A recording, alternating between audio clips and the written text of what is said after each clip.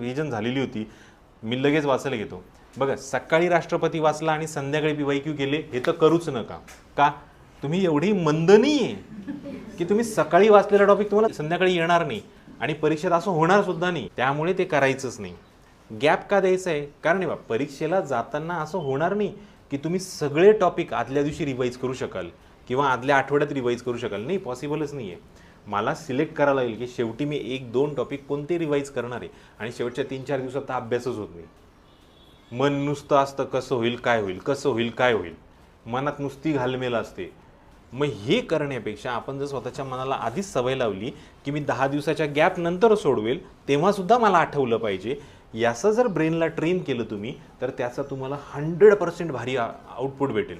Otherwise काय होतं बघा, तुम्ही टेस्ट सिरीज पण देता, तुम्ही काय करताय शेवटच्या मिनिटापर्यंत रिवाईज करताय आणि मग काय होऊन जातं, जर आपली टेस्टमध्ये 3 सब्जेक्ट असतील तर ते शेवटच्या मिनिटापर्यंत कोणता वाचला? एकच सब्जेक्ट वाचला, उरलेले 2 सब्जेक्टमध्ये पडझड झालेली असते. ही पडझड जर थांबवायची असेल तर ती स्ट्रॅटेजीमध्ये पहिले बिल्ड कराल. काय कराल?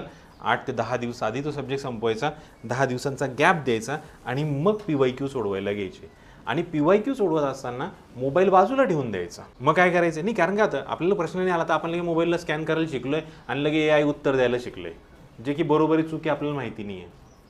मग याच्यापेक्षा काय करा की तुम्ही पुस्तक घेऊन बसा, राष्ट्रपतीचे सगळे प्रश्न सोडवा, त्यातले 4 प्रश्न मला आले नाही, 4 प्रश्न आले नाही ना, लगे लक्ष्मीकांत ओपन करा किंवा ज्यात नोट्स तुम्ही वापरत असाल त्या ओपन करा आणि त्याच्यामध्ये लगेच शोधा की तो टॉपिक कुठे होता आणि तेवढा सेक्शन मी पूर्ण वाचणार आहे. का? कारण तो कच्चा राहिला म्हणून आला नाही.